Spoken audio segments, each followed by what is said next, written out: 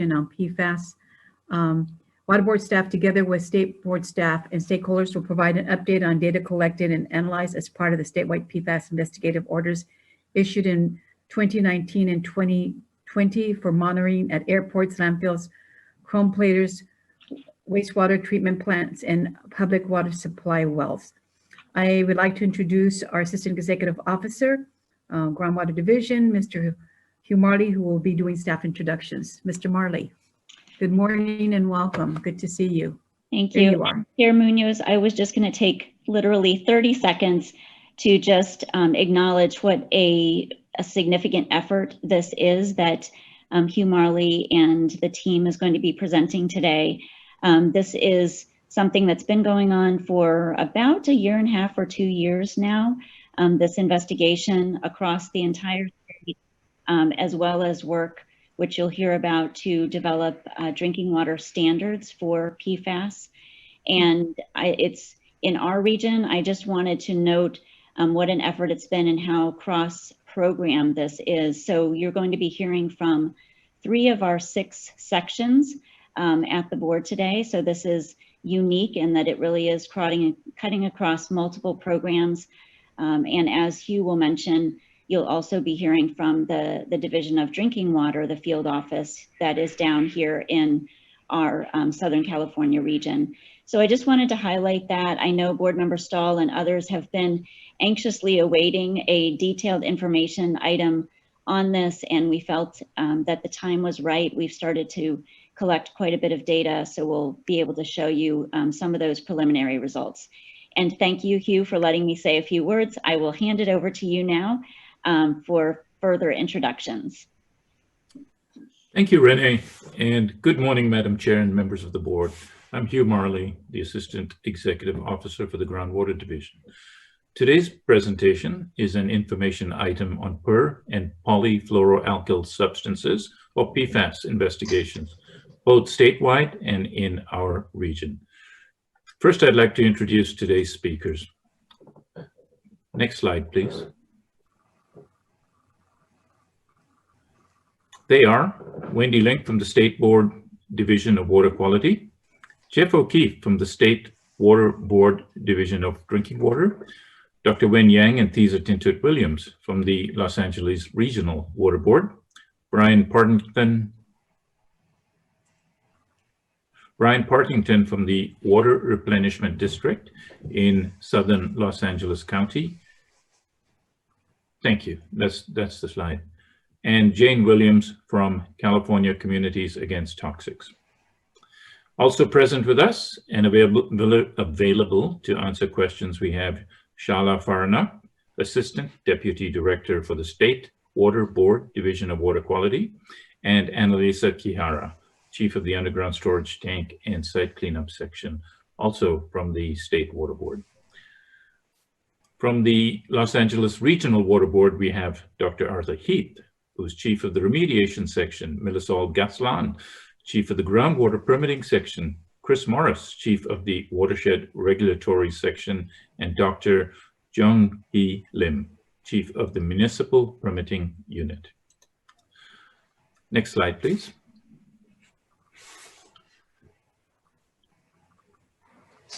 So our speakers will give us a brief introduction to PFAS and describe the status of the ongoing statewide investigation and progress towards achieving drinking water standards for PFAS, followed by a summary from our staff on what we are doing in the Los Angeles region to investigate sources of PFAS in groundwater and surface water. This information item will also touch on PFAS data obtained from public water supply wells statewide and in our Central and West Coast basins. We will conclude the presentation with a perspective on PFAS from 2 of our stakeholders, the Water Replenishment District, the largest groundwater agency in the state of California, and California Communities Against Toxics, which has been actively involved in the emerging issues around PFAS. Wendy Link will speak next on the statewide PFAS investigation summary. Back to you, Wendy. Thank you.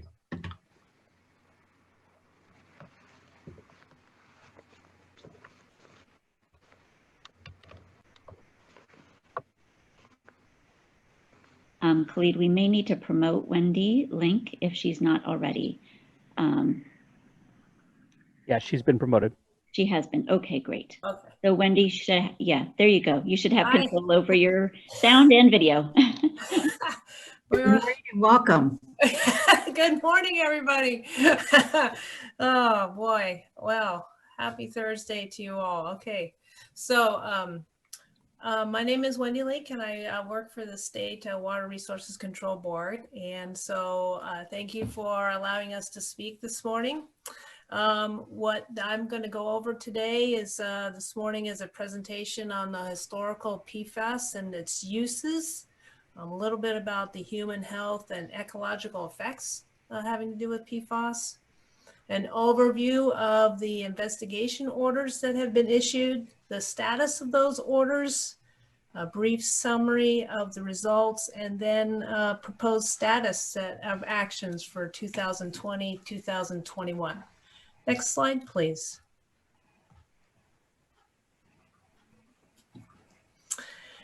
PFAS are used in a wide range of commercial and industrial processes and products, and this is due to the unique surface tension properties that impart, including oil and water repellency, temperature resistance, and friction reduction.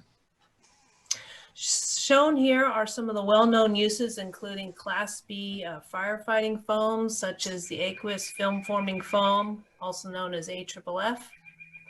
PFAS are also used in certain metal plating operations, textiles, tech industry, nonstick cookware, and even in food packaging, such as what has been marketed as biodegradable clamshells that actually contain these chemicals.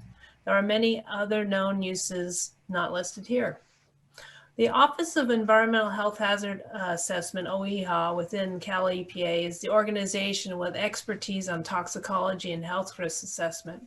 We rely on them and partner with them for their specific expertise in many of our programs, and more specifically as it relates to this topic.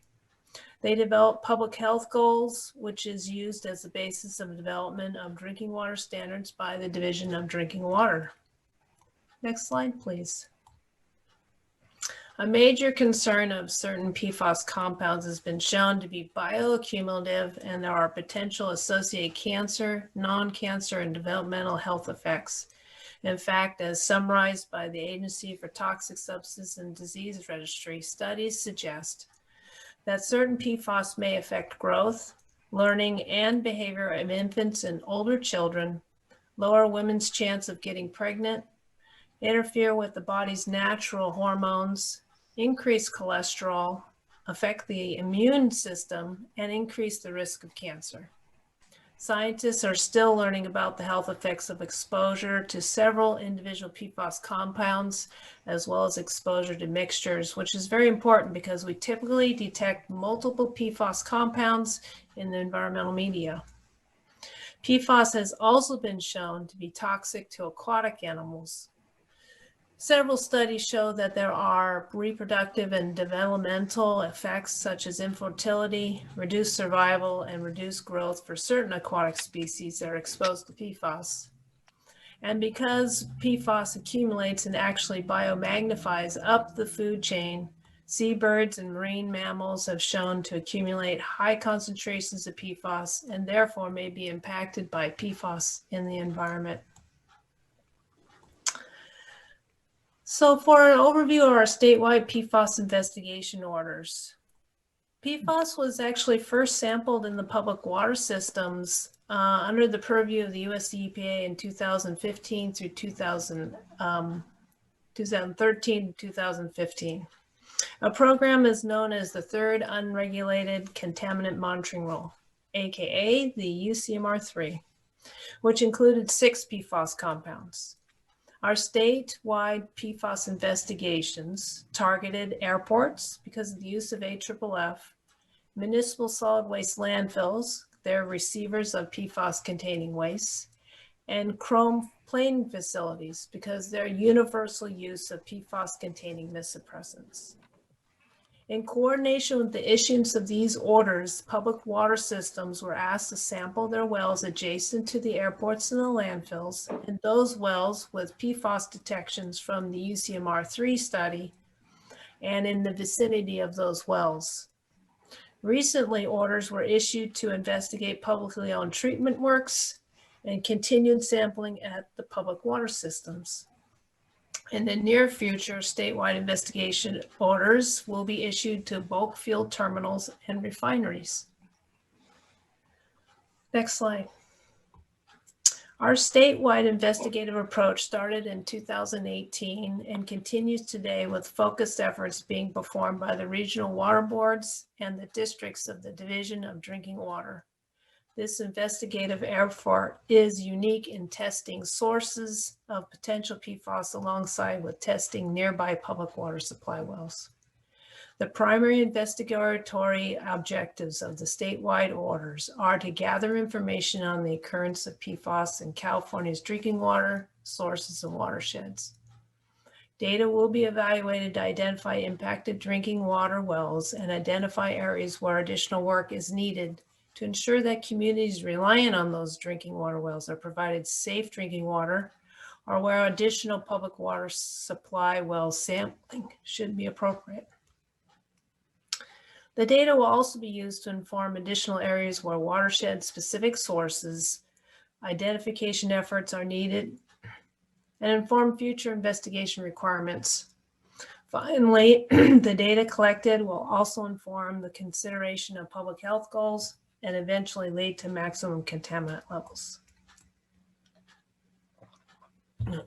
Next slide, please.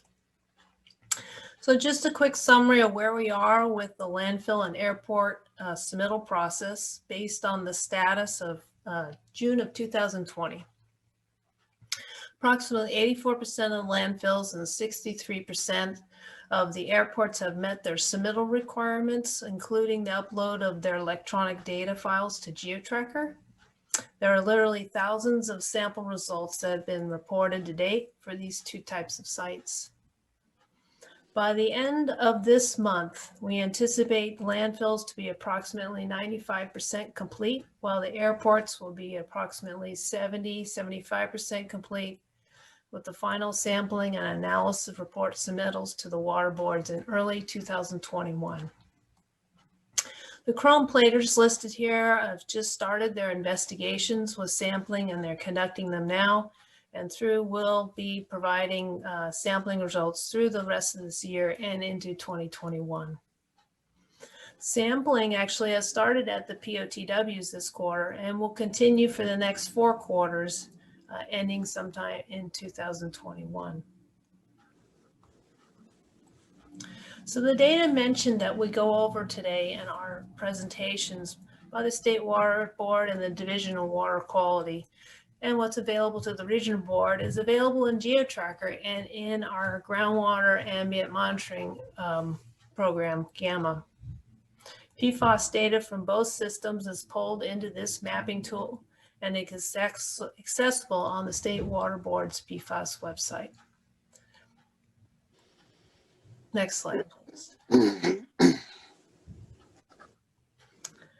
So let's just go over a little bit of the details of the data. There is a board and informational item that we presented back in October that will provide information, and you're more than welcome to get more detailed information in regards to all the technical data that was went through on that item.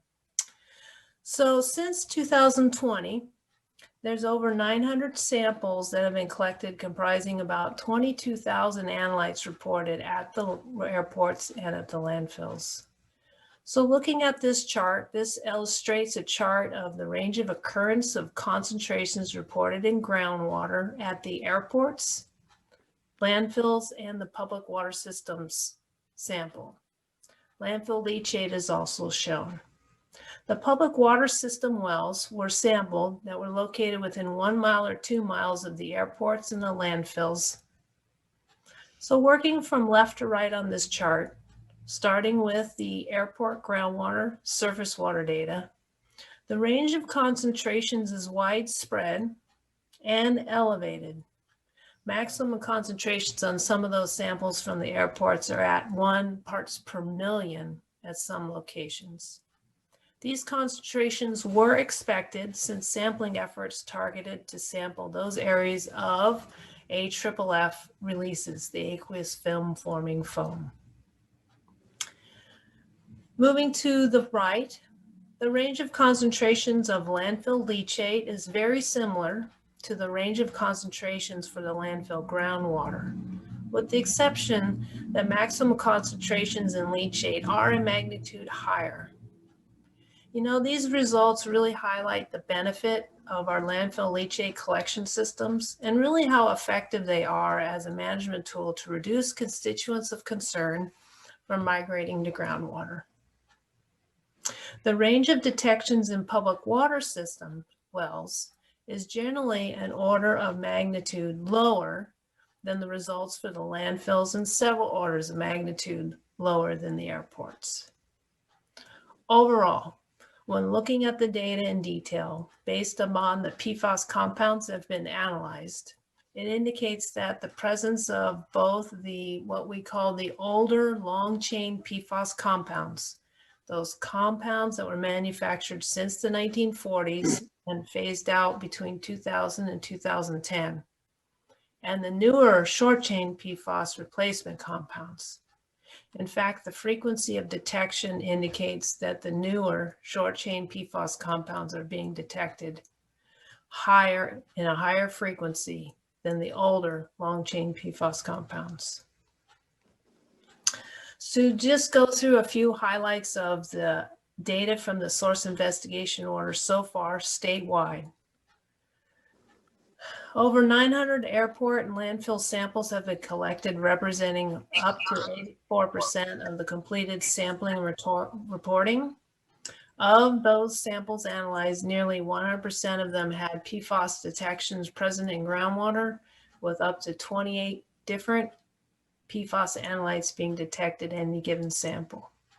In generally, we see a relatively higher frequency of detection of the newer short chain PFAS analytes compared to the older long chain. And you'll see some more analysis soon in regards to the Region 4 data following up my presentation. The State Water Board's action plan for the rest of 2020 and 2021. Orders for the refineries and bulk fill terminals are planned to be issued by the end of this year, with sampling to begin in 2021. Based on the investigatory nature of the sampling, additional work will be necessary to understand the impact to the watersheds. We plan to build off from the initial work conducted by the U.S. Geological Survey within the Ambient Groundwater Study and the GAMMA program, and these orders to understand shallow and deep well impacts from PFAS. The Department of Defense recently announced to the State Water Board that all branches of the military with sites in California will be sampling their on-base drinking water supply wells. Now, only those that are owned by the DoD for PFAS, for the 18 analytes part of EPA Method 537.1. And we'll also collect a sample of finished water. All data will be uploaded into the Division of Drinking Water's database. Sampling will begin in 2020 and will be completed in 2021. For those wells not owned by DoD, the Division of Drinking Water plans to target them with orders for sampling in a future phase. Next slide, please. So if you're interested in more information in regards to the State Water Board's effort, both on the Division of Water Quality or the Division of Drinking Water, the board informational item that I mentioned earlier that we presented on October 7th is available. And there are the references there. So now I'm going to hand it off to Jeff O'Keefe, Division of Drinking Water. Thank you.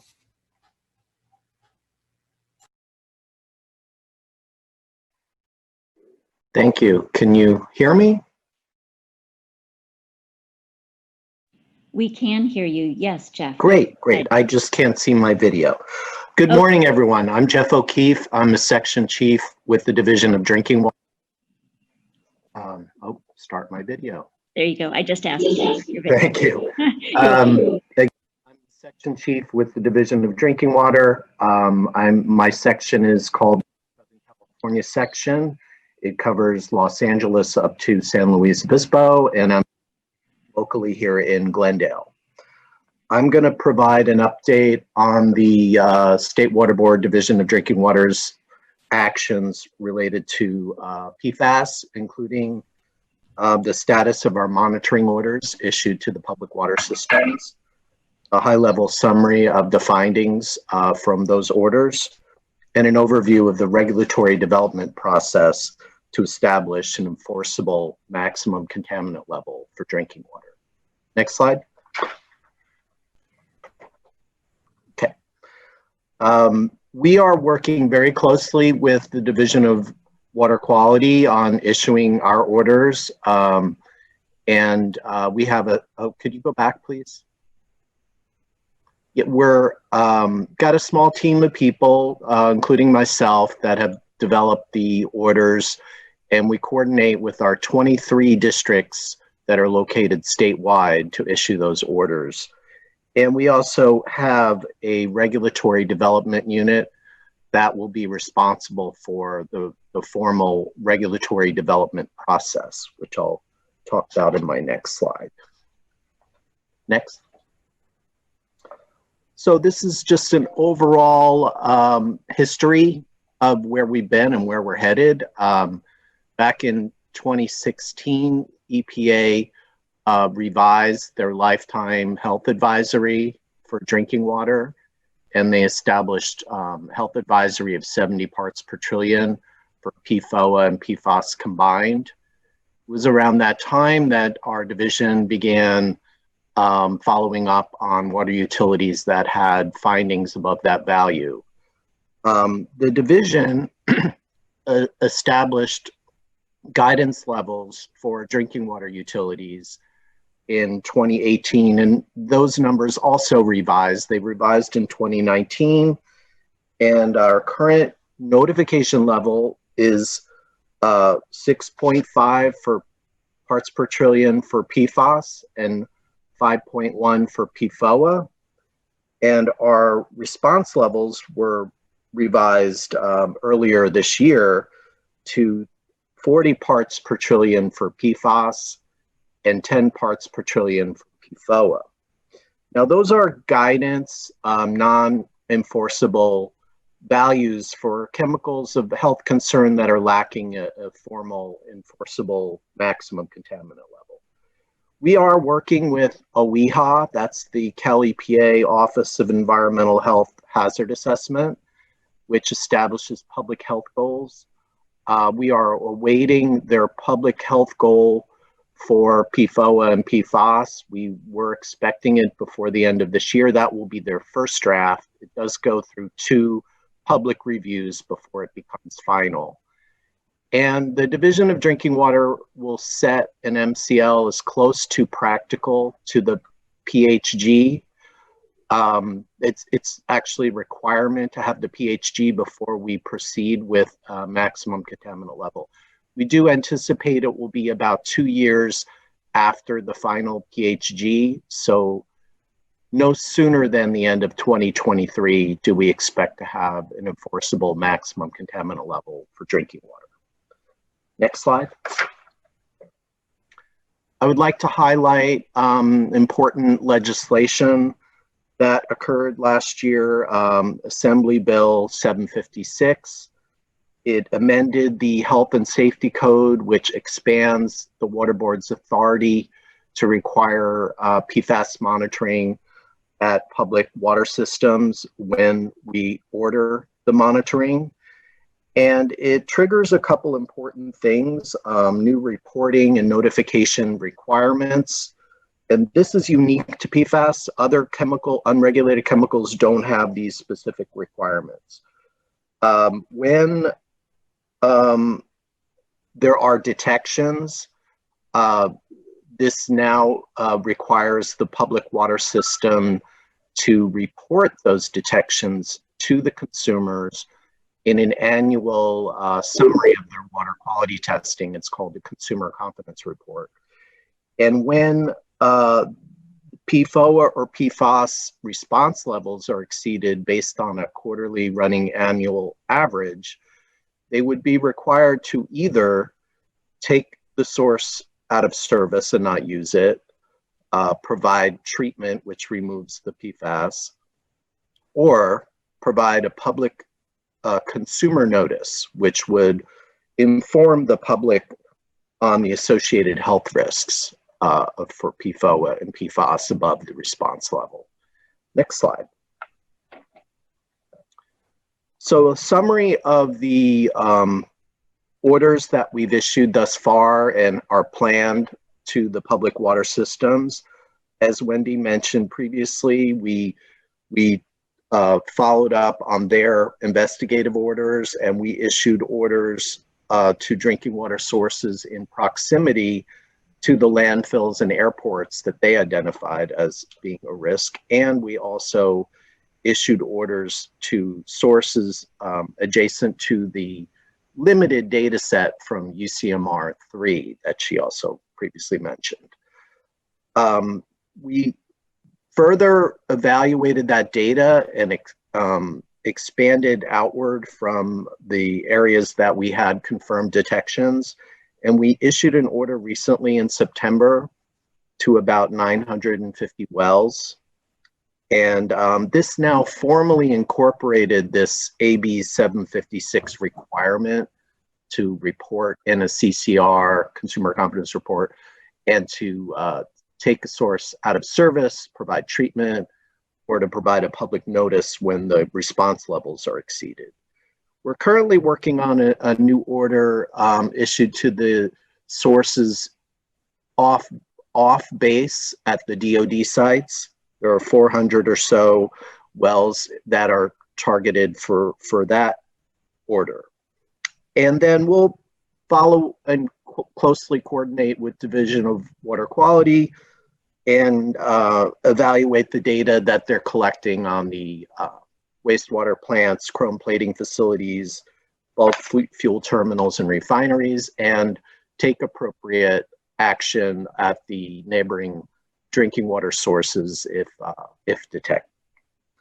I do want to mention our orders specify the analytical method EPA 537.1, which is the validated method for the drinking water matrix, and it analyzes for 18 PFAS analytes. Next slide. So high-level summary of our findings. We have almost 3,000 results. We had a high rate of detection. About 60% of public water systems that were required to sample had a detection of one of the 18 analytes.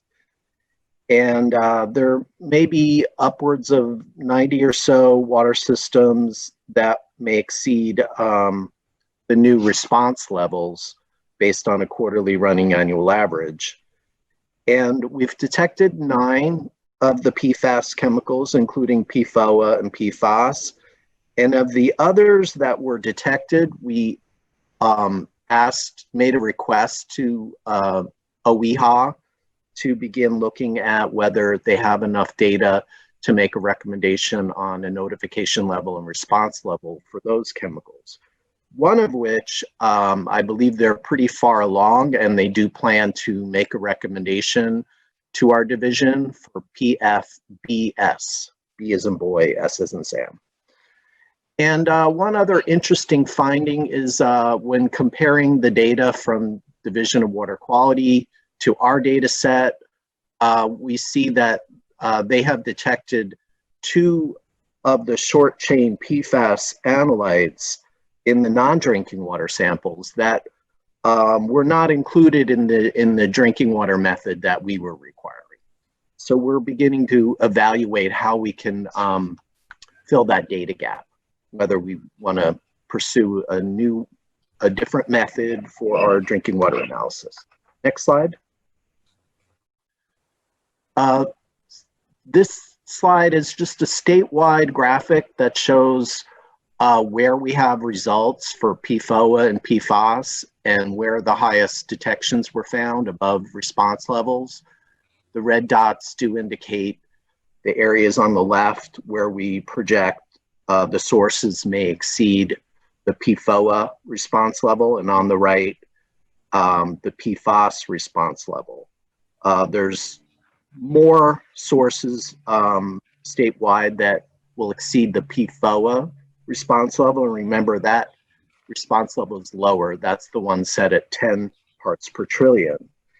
And you do see that there is a higher frequency, higher occurrence in Southern California, particularly within the Region 4 and Region 8 boundaries. Next slide.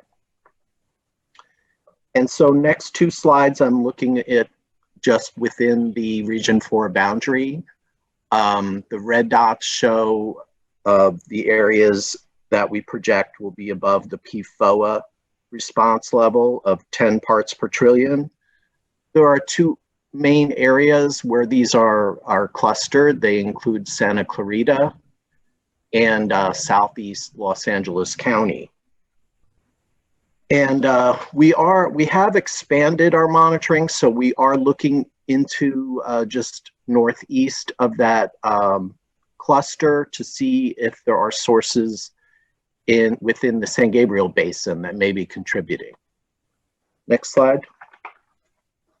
And this slide is just PFAS. You can see that there's fewer sites that are projected to exceed the PFAS response level, and they're located in the same areas that we were finding the PFOA. Next slide. And just touching on the subject of treatment technologies, I just want to mention there are available treatment technologies that have demonstrated PFAS removal. The ones most commonly pursued for drinking water are ion exchange and granular activated carbon.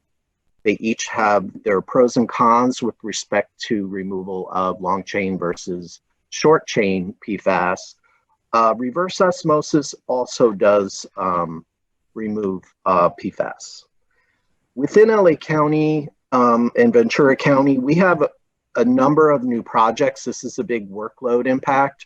We have about 18 public water systems and counting that are proposing to add or modify a treatment process to remove PFAS. Several of them are located in Southeast Los Angeles County, and you'll hear a little bit more about that work from Brian Partinson in his presentation from the Water Replenishment District. And my last slide, some of the same links. Could you advance, please? Yeah.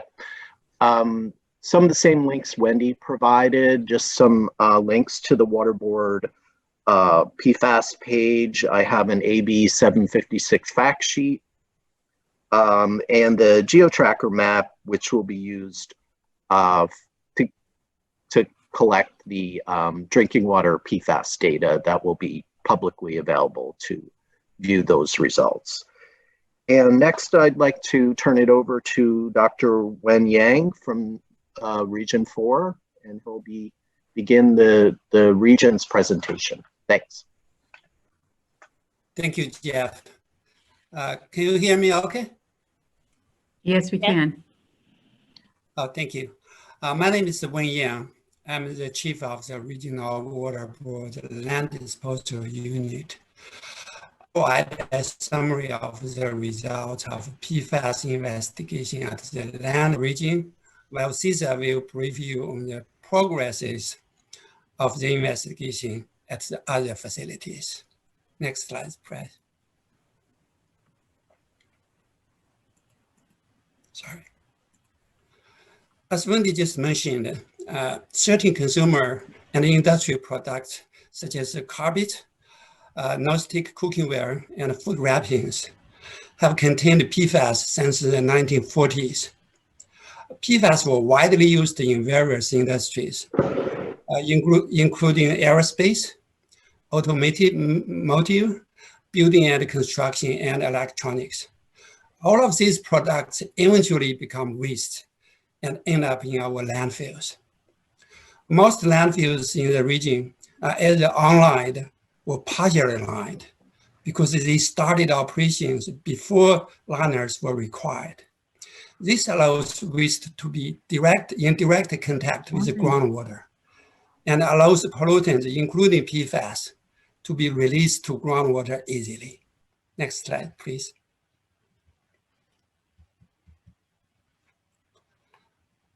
The State Board March 20, 2019 PFAS order was issued to 20 landfills in the Los Angeles region.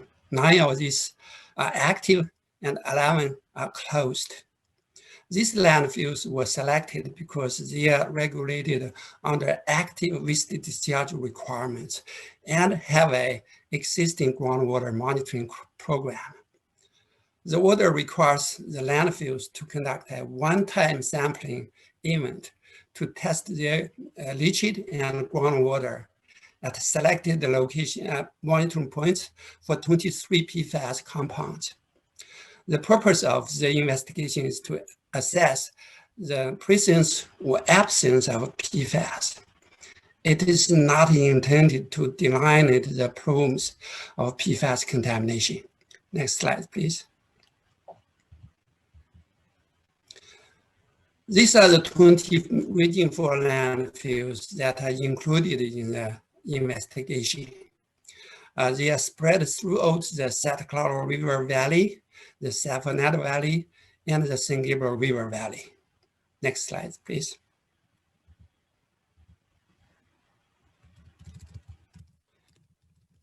This is a summary of the data that we have received so far. 19 of the 20 landfills have submitted their final report required in the PFAS order. 11 of them sampled both leachate and groundwater. The other 8 sampled groundwater only because they do not have a leachate collection system. This table presents the maximum PFAS concentration in both leachate and groundwater samples at each landfill. PFAS were detected in all leachate samples with concentrations ranging from 1,280 to 18,000 parts per trillion.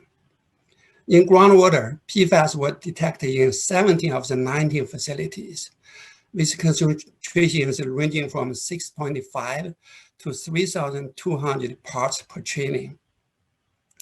Note that these results are for a single PFAS compound that had the highest concentration in the sample. Since there are usually more than PFAS products detected, the total PFAS concentration in the sample could be much higher. In summary, data obtained from Region 4 landfills are consistent with those from other regions in the state. Specifically, PFAS present in all leachate samples at significantly high concentrations. PFAS are also present in groundwater at most of the landfills. This data is just a snapshot of the PFAS contamination at our landfills. The State Board staff has compiling data received from all landfills included in the investigation. With the participation of regional board staff, the State Board staff is currently working on recommendations for additional data review and analysis. That concludes my presentation, and I'm passing the presentation to Cesar now.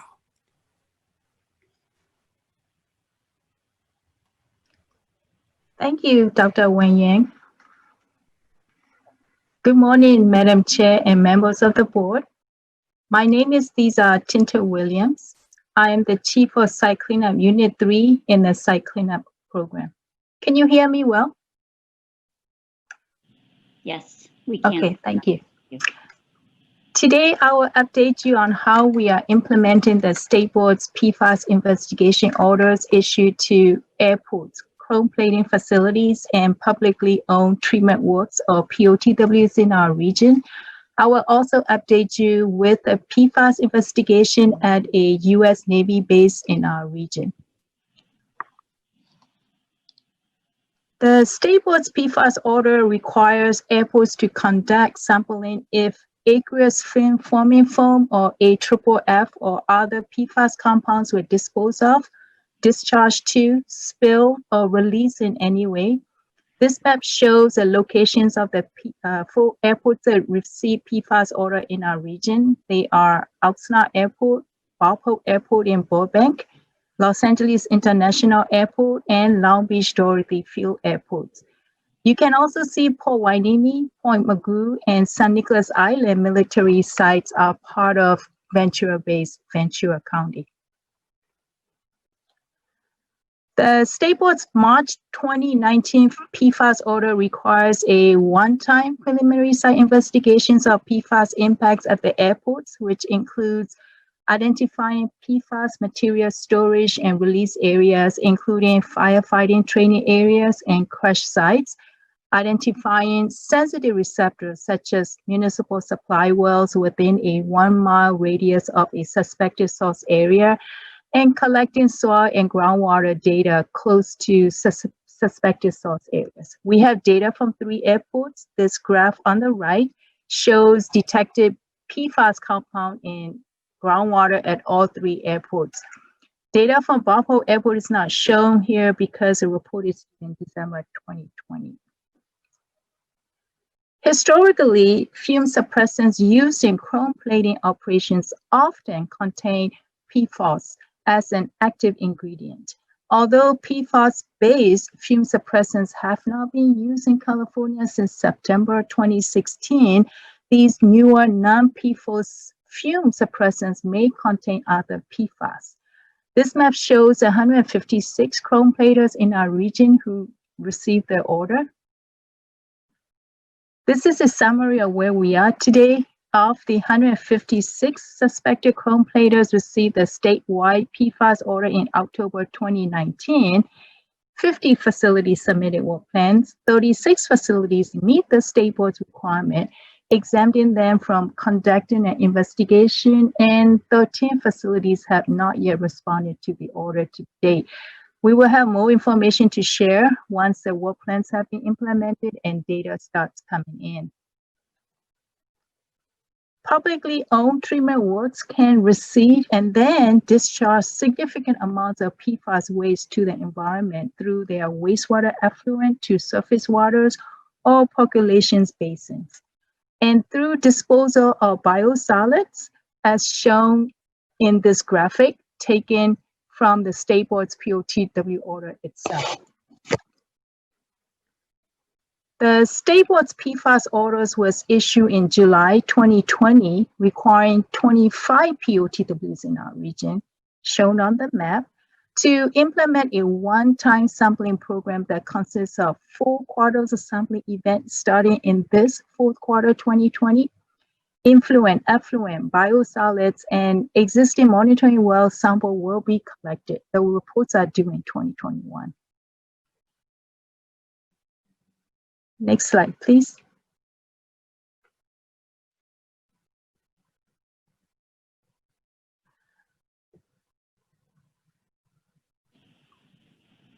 My last slide is a summary of PFAS investigation at one of our military bases, the Naval Base Ventura County. Since 2014-2015, Department of Defense has been addressing PFAS with preliminary assessments, site investigations, and corrective actions, including at the Naval Base Ventura County. The first phase of the investigation for Port Hueneme and Point Mugu was focused on direct releases of AFFF in hangars, at aircraft crush sites, firefighting training areas, and AFFF disposal areas. The table on the right shows maximum concentrations in nanogram per liter or parts per trillion detected at 3 of the PFAS at Port Hueneme and Point Mugu. The next phase of the Navy's investigation focuses on other sources not already included in the first phase. This concludes Regional Water Board's update, and Brian Partington is speaking next. Great, thank you. Those are. Good morning, Madam Chair, members of the board. My name is Brian Partington, and I manage the hydrogeology department here at Water Replenishment District. My presentation is going to be focused on a few areas. One, our role in managing groundwater in the basin. I'll also present a conceptual model on how groundwater is used in our basin and how it relates to PFAS. I'll discuss PFAS sampling results for our deep nested groundwater monitoring wells, and then I'll briefly discuss available treatment options for PFAS and our plans to implement a PFAS remediation program within our service area. Next slide. So the Water Replenishment District is responsible for managing groundwater for 2 adjudicated groundwater basins here in southern Los Angeles County. Within these basins, there are 100 of active water supply wells. And when those pumpers extract groundwater from the basin, someone needs to replace or replenishment that water, and that role is filled by WRD. Replenishment water is placed back into the basin primarily through seawater injection wells located along the coast and surface spreading in the Montebello Forebay area within the northeast portion of the central basin, which is shown on the right-hand side. Both basins are very important for the part of the local water supply for over 4 million people, or roughly 10% of the state's population. Next slide. This is a conceptual generalization of the geology in the basin, and this is to show how water is extracted or removed from the basin and how we put water back into the basin. You can see there are 3 water supply wells shown in white, and they're removing water from the basin. You can also see the coarser grain sediments, those that are shown in blue, are exposed at the surface on the right-hand side of the figure, and that's within the Montebello Forebay area. This is where we conduct surface spreading and replenish the basin with a mixture of sources of water that includes storm water, recycled water, and advanced treated recycled water. Lastly, on the left-hand side, you can see seawater intrusion wells located along the coast, and that's where we address the seawater intrusion and also provide for further replenishment. Next slide. So as previously mentioned by Jeff O'Keefe, DDW issued PFAS sampling orders to numerous pumpers in the basin in 2019 and 2020. This figure on the right-hand side shows the wells that were sampled in 2019. Those are highlighted in yellow, and those that will be sampled in 2020, the tan colored. Most of the sampling has been conducted in the Central Basin, though there are a few wells that are located in the West Coast Basin, and that's predominantly down gradient of Los Angeles Airport. In 2019, orders for the most part have had 4 quarterly sampling concluded, and we have a pretty good understanding of the perfluorinated concentrations in the upper right-hand side or in the Montebello Forebay. The 2020 sampling will commence later this year, and as we receive those results, we should have a better understanding of the full distribution laterally and vertically within our service area. Next slide. So for the past 25 years, WRD has been installing deep nested groundwater monitoring wells in partnership with the United States Geological Survey. Currently, we have 60 locations with 335 wells, and we get about 60,000 results per year. Many of our samples are collected at depths greater than 1,000 feet below ground surface, and our deepest monitoring wells are 2,900 feet below ground surface. A typical well diagram is shown on the left-hand side, and the distribution of this network is shown on the right. The results are available online, and we report these annually in our regional groundwater monitoring report, and that's each March. Next slide.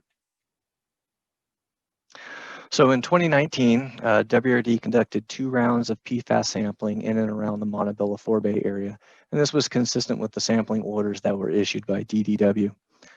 We also refined that using the results of a sweetener study that we did in 2015. And for those who don't know, sweeteners behave much like PFAS. They don't readily break down in the environment, and we can use them as conservative tracers. So we hypothesized that past sweetener results should match the distribution of PFAS in this area, should they be there. The orange colored dots are where we would expect to see higher concentrations of PFAS because that's where we saw the higher concentrations of sweeteners. And the green colored dots should be low or non-detect and provide that lateral distribution. This is essentially what we saw with respect to PFAS. Next slide. So in our regional groundwater monitoring reports, we provide a couple of figures like these. On the left-hand side, our monitoring well data is shown, and on the right-hand side is the public water supply well data so that we can compare them side to side. We color code our concentrations based on regulatory standards. In this case, it's a notification level for PFOA. So the blue and white colored circles and squares, they're below the notification level. In this case, it's 5.1 nanograms per liter. and the tans and the darker oranges are above that notification level. From what we're seeing, PFOA data and PFAS data are well defined laterally and vertically within our monitoring wells. And we can see some preferential pathways into these deeper zones, like we can see on the ones that I've identified on the left-hand side from Southgate, Bell Gardens, and Cerritos. This matches our conceptual model that I showed you earlier, where groundwater flows from the forebays into the deeper confined pressure areas of the Central Basin. Next slide. So these are the results from our 2019 sampling. We analyzed for 32 different perfluorinated compounds, and we got about 8,500 results. The 10 most commonly detected constituents are listed there in the second bullet. By far, we're seeing PFOA and PFAS in most of our wells, and we are seeing some of the other shorter chain compounds in the others. When we compare our results, we're looking at the response level. And so when we look at PFAS, those detections are averaging around 20 nanograms per liter, which is about half of the response level. And then also for PFOA, we're about at the average of 10 nanograms per liter. And these are also reported online in the links there. Next slide. So when we look at the concentration distribution of PFAS, it appears to be a mixture of many different sources. There's no one dominant source within the Central Basin. This is the generalized section that we showed earlier. And remember, groundwater is flowing from the right-hand side of the figure to the left-hand side, or from the forebays out to the ocean. And for this presentation, the sources are grouped into 4 different categories, A, B, C, and D. Area A represents groundwater flowing into the Central Basin, or what we call underflow. And for example, DTSC recently sampled several deep nested monitoring wells, and that's associated with the Whittier Narrows Aquifer Superfund site where they have wells, and they identified PFAS in groundwater. So we have something coming in through the underflow. Area B represents the contribution from unlined river channels and stormwater runoff that we sampled last year. And so that's another contribution source. This is also seen in other basins throughout the state. Area C represents the tertiary effluent from the wastewater treatment plants. The board is working currently to issue those orders for POTWs, and some additional results will be coming from that. And lastly, Area D is represented by a larger unknown class of sources with very limited data at this point. And this includes the refineries, the landfills, the airports, chrome platers, et cetera. The board is actively working on these various parties to get data, but it will be several months to over a year before we have the full picture. Next slide. But there is a silver lining, and that is these constituents can be addressed using existing technologies we're already using for other constituents. Treatment may include, from left to right, granular activated carbon, ion exchange, and membrane technologies like reverse osmosis, which we're using at our advanced wastewater treatment facilities. However, there are some challenges we're currently up against. Number one would be the funding. We're looking at many millions of dollars to treat perfluorinated compounds. For example, WRD recently submitted a $100 million funding request through the Water Infrastructure Finance and Innovation Act, or WIFIA, but we're also looking for other funding opportunities. There also may be some lead time issues for ordering vessels. The industry has essentially saturated the market, and we're hoping that they can ramp up production in order to meet demand. And lastly, we'll also be permitting a lot of systems in a relatively short period of time with DDW. As previously mentioned by Jeff, we understand that this can be a challenging from a resource allocation standpoint. We're trying wherever we can to help. For example, WRD is conducting a long-term pilot test at 2 water supply wells located in the Montebello Forebay area. As part of the pilot test, we're evaluating 4 different types of ion exchange and 4 different types of granular activated carbon. We're hopeful that these results, along with our understanding of the basin geology and water quality, will help streamline the permitting process so that we can limit the spread of PFAS. And then lastly, next slide. WRD has been designing and building and funding these types of wellhead treatment projects through our Safe Drinking Water program since 1991. Our wellhead treatment program has restored over 39,000 acre-feet of local water supply, or nearly 13 billion gallons of water. In August of 2020, our board adopted our PFAS remediation program. And so far, we've received applications from 15 of our pumpers to treat about 40 water supply wells in and around the Montebello Forebay area. In fact, some pumpers have already started designing their systems, and we hope to have the remainder of those systems permitted in the next 12 to 18 months. That concludes my presentation, and I believe Jane Williams is up next. Thank you.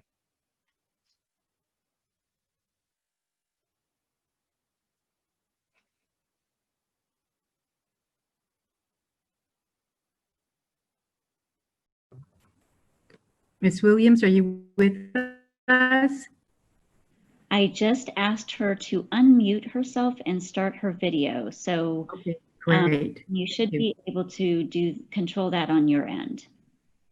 Yes. Can you hear me? Yes, We can, and we can see you as well. Oh, fantastic. Well, Good to see you, Ms. Williams. It's been a while.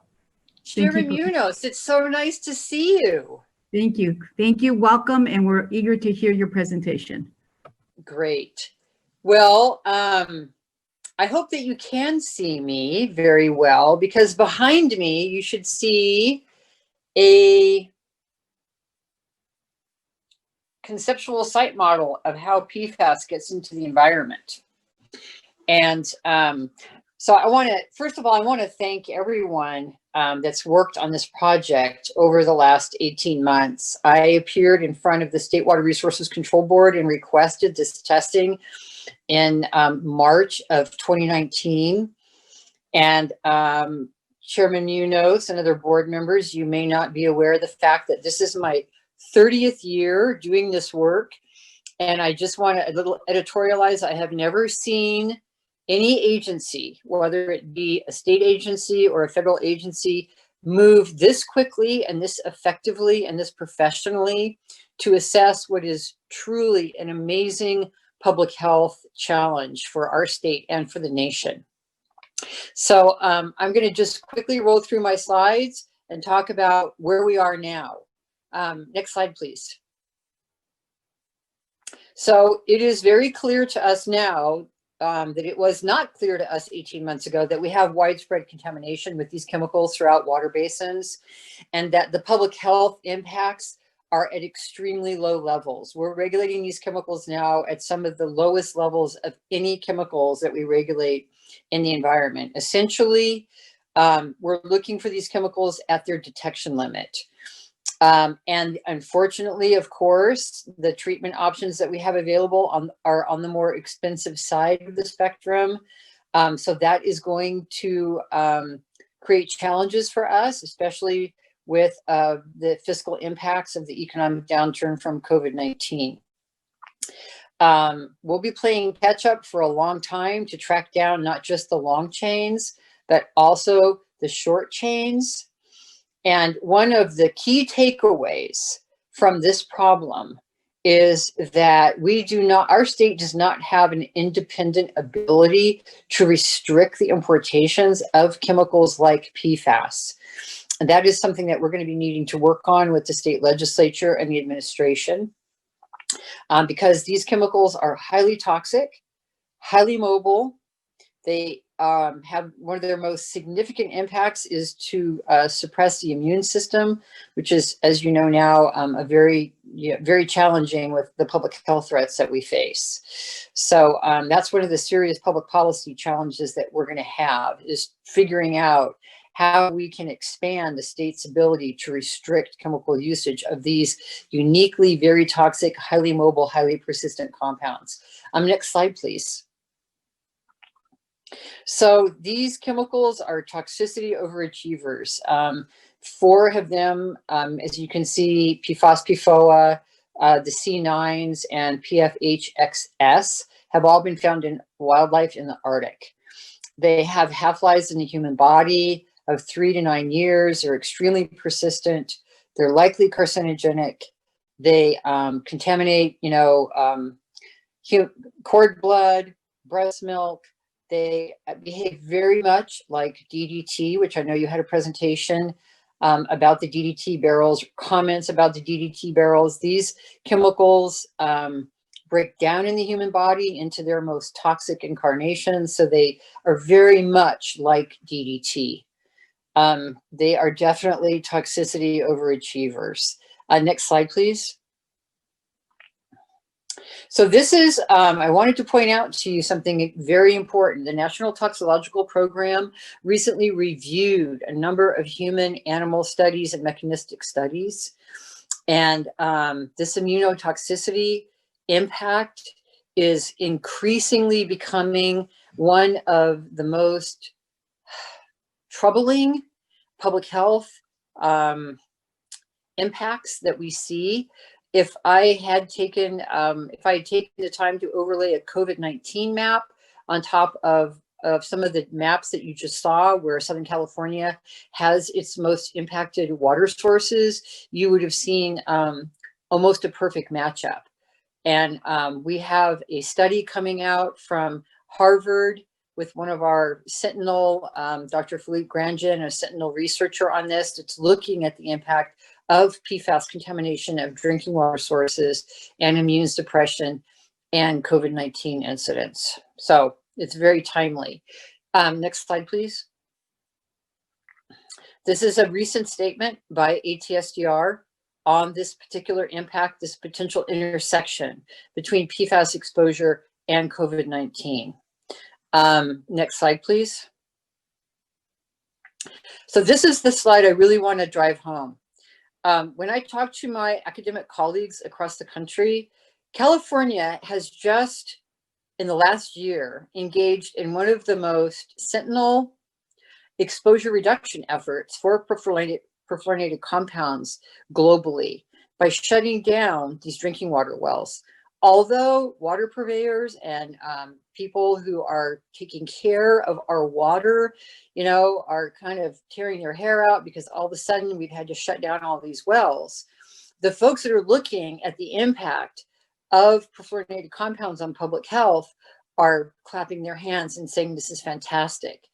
So this bill that we passed last year that came in as an emergency measure, it had an urgency clause to it, AB 756, which mandated the notification of perfluorinated compounds in water sources, which is the only bill of its kind right now in the country. It's the only bill of its kind in California. So it's ironic that we're only really notifying people about perfluorinated compounds and not some of the other emergent contaminants, but that's the way it went. It had the consequence of forcing water purveyors to either notify customers or pulling wells out of service. And the total big picture here is that you've had this massive exposure reduction, which has been a public health success. Next slide, please. So where are we headed now? We've got a long road ahead of us. We've done an amazing job. I just cannot underscore how important the swiftness, the professionalism, and the depth and breadth of what the Water Board and the regional boards have done on identifying these sources in the last 18 months has been. But now we have a marathon and not a sprint. We've got to find the treatment technologies that are the most omnivorous, because we don't only just have PFAS compounds that we need to get rid of, right? We've got chrome, we've got carbon tetrachloride, we've got 1,4-dioxane, we're going to have the short chain PFAS, and God knows what else we're going to find in our drinking water. So the technology choices that we make are very, very critical now. We need to find technologies that are going to be the most omnivorous, because we're going to make huge investments. As you heard Brian talk about, 15 pumpers, 40 wells, just in the Central Basin have applied for funding and permitting for new technologies just in the last 6 months, or the last maybe 9 months. So we are poised to make huge investments in public infrastructure with our drinking water. And we need to make sure that those choices that we make and those investments that we make sense economically as well as for public health. We've got to engage in cost recovery efforts. I want to say that I've asked the Attorney General and the Cali EPA Secretary to pursue cost recovery efforts against the responsible parties on these chemicals, and our state is not engaged in that yet. 11 other states are now in front of us suing Dow and DuPont and Chemours And California is not there yet. And that's something that is a serious public policy problem for us. We also, again, we've got to figure out how we avoid this in the future. We can't keep chasing these chemicals that these industries want to bring into our state and then just release willy-nilly, and then we put it on the pumpers, the taxpayers, the consumers of the water to spend billions of dollars. PFAS is going to be more than $1 billion problem in the state of California, and pass those costs on, especially in our most disadvantaged communities. So we've got to get ahead of the problem somehow. We've got to work with OEHA and DTSC, other state agencies, to develop a chemical assessment infrastructure that can identify these problematic chemicals before we just release them into the environment. And the other thing is that just recently, the European Union is taking the lead in the absence of environmental leadership in this country to ban many of these chemicals. They're considering banning them as whole classes, chemicals that are mobile and persistent. And so that is something that the state of California, as a longtime leader on environmental protection, and as a state that cares deeply about environmental justice and drinking water safety, we need to start considering that. Next slide. So Brian Partington is next. Of course, I am always happy to work with my colleagues at the regional boards. And I especially want to say thank you so much to Theeser, who brought us all together and ramrodded us and herded us like cats. And she deserves a special shout out for all of her fantastic work on pulling these presentations together for the board. Thank you, Chairman Munoz. Thank you, Jane. I'm going to conclude this presentation with this next slide. Please go back to the previous slide. Thank you. So, as you saw in this presentation, our PFAS investigation is just begun. This is clearly going to be a long-term and resource-intensive exercise. And going forward, our remediation section and our other sections in our water board will continue to oversee the compliance and enforcement of the current and also the upcoming PFAS investigative orders. We already have over 200 orders out in our region, with more coming. And many of these sites in this initial round of this investigation will become new cleanup sites, with follow-up orders issued by our board to assess and define the nature and extent of the PFAS contamination. We've already started this. This information item, it's a group effort, and I would like to thank all our presenters, regional board staff, management, and our legal team who contributed to and supported this effort. And this ends our presentation. Thank you.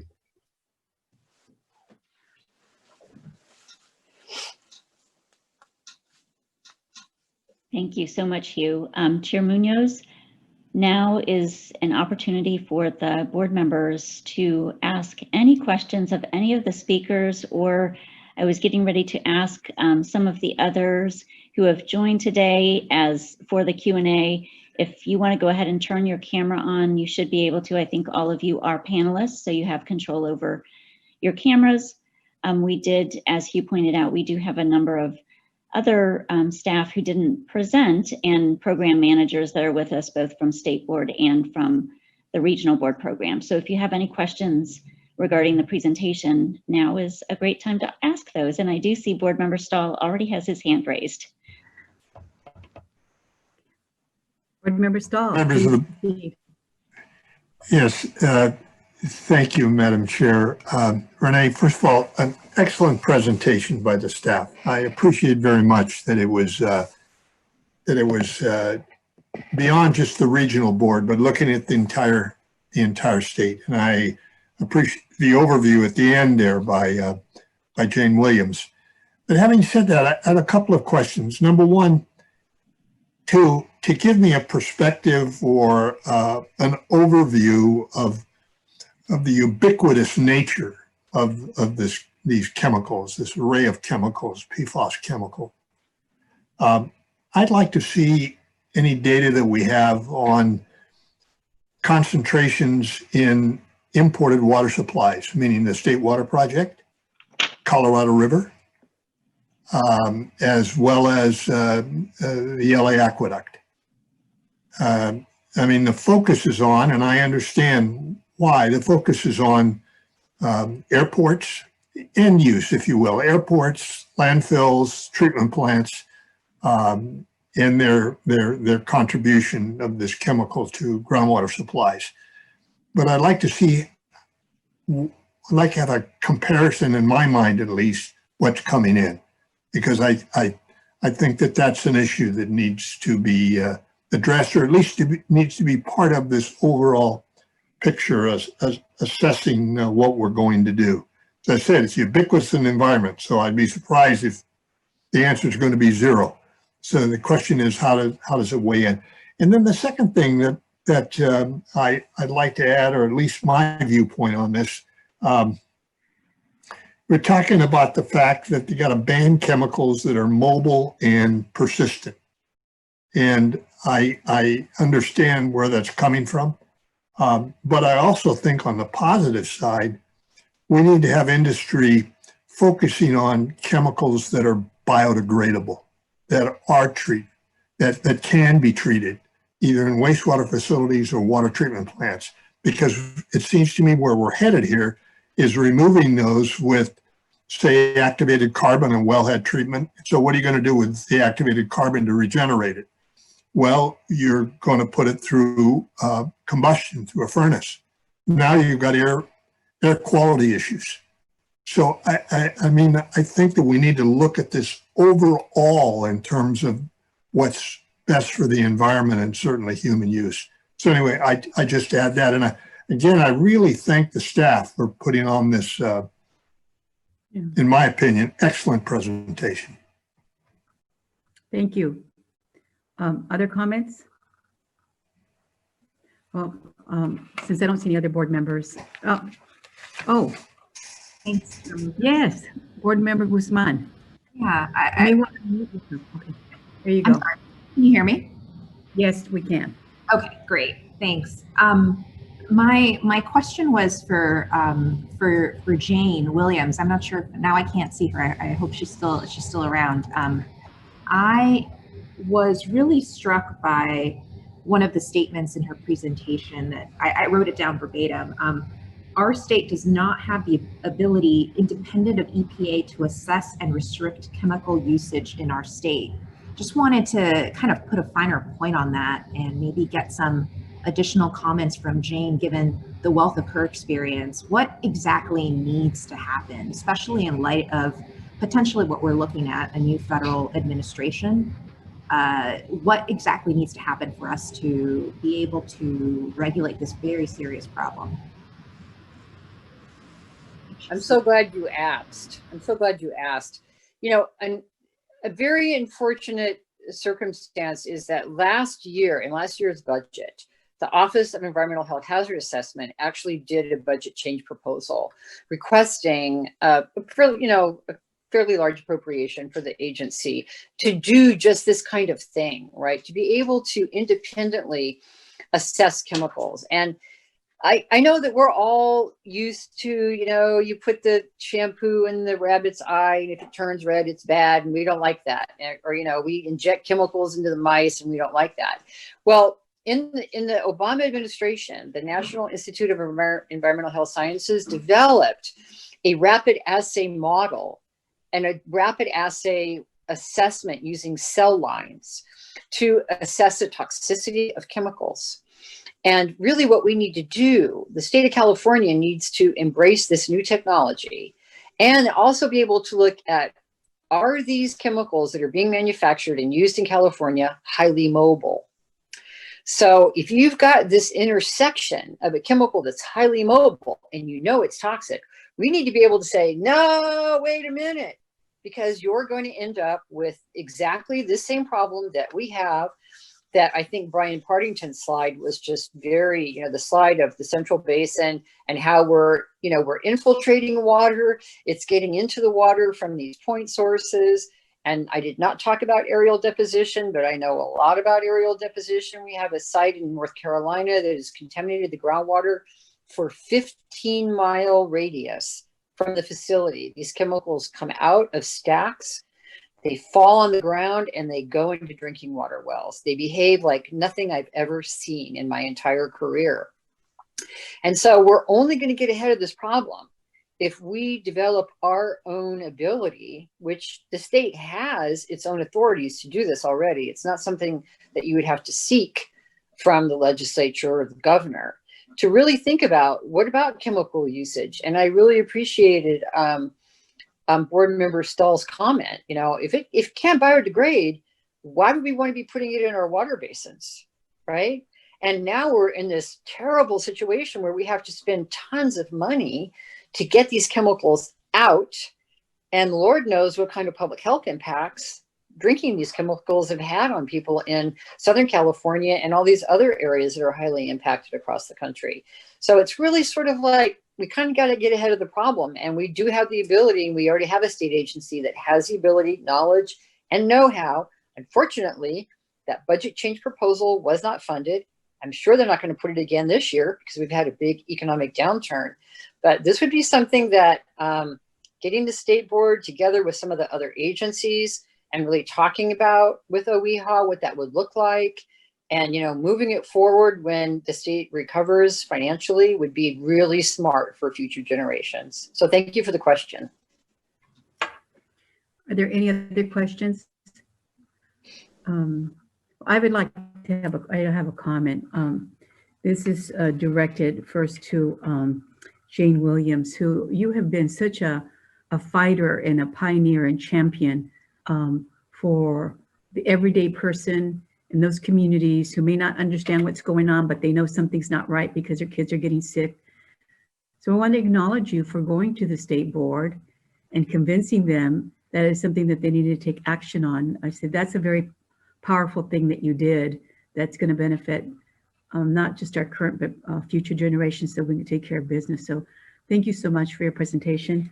I also like to acknowledge WRD for working in cooperation and collaboration with both the local and state board. And I really believe that when it comes to these issues, we need these kinds of collaborations and partnerships to be able to address such an intense and massive issue and challenge, because you just can't do it by yourself. And it does take many entities coming together to figure it out. So I want to acknowledge WRD for always being such a good partner to the water board. You know, when the first time I heard PFAS, I had no idea what people were talking about. And this was a very thorough, very informative, and very strong presentation that really explained many of the aspects that I truly did not understand. So I really appreciate the presentation and all the work that's been done, because I know it wasn't several months effort, but it's been many months effort to be continued. So congratulations for all of those involved. And I hope that you come back and give us updates on occasion, because this is very serious and we want to make sure we address the various issues. And I think you're right. We can no longer tolerate people who are using chemicals. They're going to have such negative impacts to community health and to environment and to the environment. Are there any other additional comments? Vice Chair Yee? Thanks. Here. Sorry. Go ahead, Larry. Go ahead, Charlie. Go ahead. Oh, I was just going to say how many questions, but just want to thank everybody for obviously the extraordinary amount of work that went into a super informative presentation. I have to say I find it incredibly overwhelming, as I frequently do, when hearing about these kinds of things. And it's you know, obviously we just need to keep these things from getting into the environment in the first place, because once they do, it's so difficult to get them out. And source control is you know, the toothpaste is out of the tube, or the genie's out of the bottle, or whatever you want to say. But so we're in this situation and need to really be focused on mitigation, cleanup, protecting human health, which really is about education as much as anything. But I don't really have any grand solutions, except we need to get better about preventing these things from happening in the first place. Thank you. Vice Chair Yee? Yeah, just ditto my thanks and appreciation for an excellent presentation. And, you know, it's just really heartening to know that we've mounted such a concerted and coordinated effort statewide to deal with this new hazard. And I have a lot of questions, but in the interest of time, I just want to ask this one, and that is, how much does the public know about this, and how much do they need to know, and how are we going to continue to keep the public informed? You know, I know everyone right now is just so overwhelmed and fatigued with health concerns, but I think as we move forward, the state needs to figure out a really effective public relations, transparency, information kind of effort to keep the public, you know, as well informed as possible about this and other things coming on the horizon. Thanks. Any other comments? Well, I just wanted to pause, excuse me for interrupting. I just wanted to pause there a moment with Vice Chair Yee's question. And I mean, I think that is a very important point. And I did, without putting people on the spot, I did want to see if anybody from State Board would like to talk at all about, of course, State Board did have a similar item to what we're having today. Their meetings are publicly available, and as some of them shared, that meeting was recorded and I believe is available on the State Board's YouTube channel. But I don't know if anybody else from State Board, I see Shala and Annalisa both put their cameras on. If either of you would like to speak a little bit more to Vice Chair Yee's question. You have the ability to unmute yourself, or here, I'll ask you to unmute. There you go. Alisa, go ahead, please. Sure. I hope you guys can hear me okay. Thank you very much, board members, for the time to provide the presentation for the State Water Board and to the regional boards for coordinating this really great info item. Apologies because I think Wendy Link might have wanted to speak as well, and I think might have been pulled out as a panelist. But in terms of Vice Chair Yee's question, you know, when we initiated our PFAS investigatory efforts, we did so in a very transparent manner with, you know, presentations to the board in terms of identifying and overlaying our strategy, and then reaching out to a lot of stakeholders as well as the recipients of the orders that we were sending. We did a lot of outreach as we started developing the statewide orders. We recognize there's always so much more that we can do in terms of being transparent and providing as much information as possible as well. Everything in terms of our outreach sessions, a very lengthy PFAS summit that we had hosted last year as well is on our website. One thing I did want to make note of is that, you know, we recognize that there's a lot of information we're collecting on PFAS, but originally, you know, we were really looking at it as a constituent of emerging concern. And so in terms of communicating CECs, you know, we want to make sure that we are very transparent. We have a strategy in terms of communicating risk as the data comes in and presenting the information so that we can understand when we look at the data that we're presenting on our GeoTracker site with the source water investigations, the source soil investigations, and then how it connects to the drinking water well data that we're collecting, that it's very clear what it means in terms of the notification levels and the response levels and what we're actually seeing in the drinking water wells. You know, one thing to note that's been really, really great working with Division of Drinking Water is their communication that, you know, while we're finding these levels in the source wells, the drinking water wells, that is not the quality of the water that is served, you know, through the public water systems as well. And then I'll also pass it on to Wendy or Charlotte if you'd like to add on as well. Yeah, I'd like to add something. Thank you, Renee, for giving us an opportunity. Still good morning, Chair Mono and board members. Charlotte Farnock with Division of Water Quality. Vice Chair, you were pointing an important issue. Annalisa did a great job kind of describing all the outreach we've done in this process. But in general, we agree with you that the general public is not as informed about this topic as other ones. You know, Jane Williams, we owe Jane a lot by kind of for a few months sending us an email and saying this is an issue California needs to look at it. And we approached it aggressively. But I'm always surprised when I talk to people, how many people don't even know. You know, some people I talk to, they say, oh, really? This was done after Clean Water Act was in place. So we do need to expand and try to get, you know, Hollywood is doing their part. There's documentaries. We are probably, you know, these type of board meetings. I really appreciate you holding this. That's another way for public to hear, to know, but there is a lot more to educate people of California that they do not know. Thank you. You know, just like with the COVID situation, people probably don't want to know. There's too much information, right?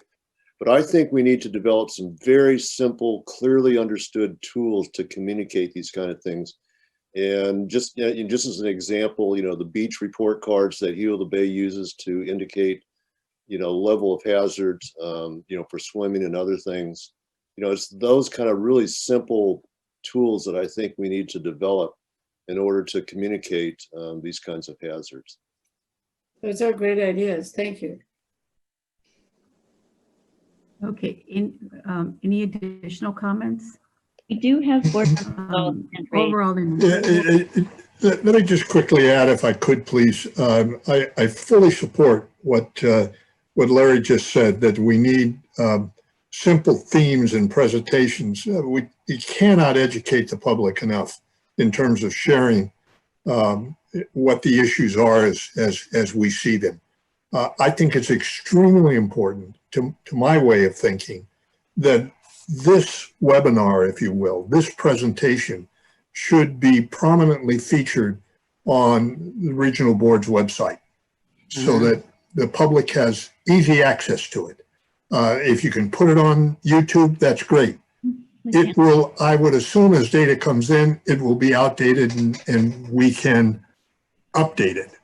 But in the meantime, I think taking a webinar, if you will, a presentation like this, and making it the entire presentation, the discussion we're having right now, making it available to the public is really in everyone's best interest, and certainly in the environment's.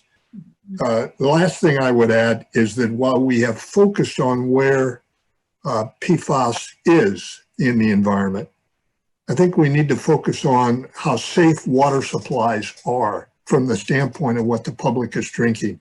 I don't think we need to drive people to spend money on going over to a machine to collect their water and find out the impurities taken out of the water or put back into the treatment plant. I mean, to oversimplify. But I think part of the education has to be, and I think a comment was made earlier by state board staff, that the water supplies, in my opinion, are well protected in terms of what the public sees coming out of the tap. Anyway, that's my comment. Thank you. Okay. Thank you, everybody. If we're going to be putting this on the website, make sure that we put it in Spanish, since we do have moving in the direction in other key languages, because many times what happens when we go to meetings and they're translated in Spanish, the PowerPoints are still just all in English, and that doesn't make any kind of sense. Right. Okay, we are going to have a 10-minute break, so we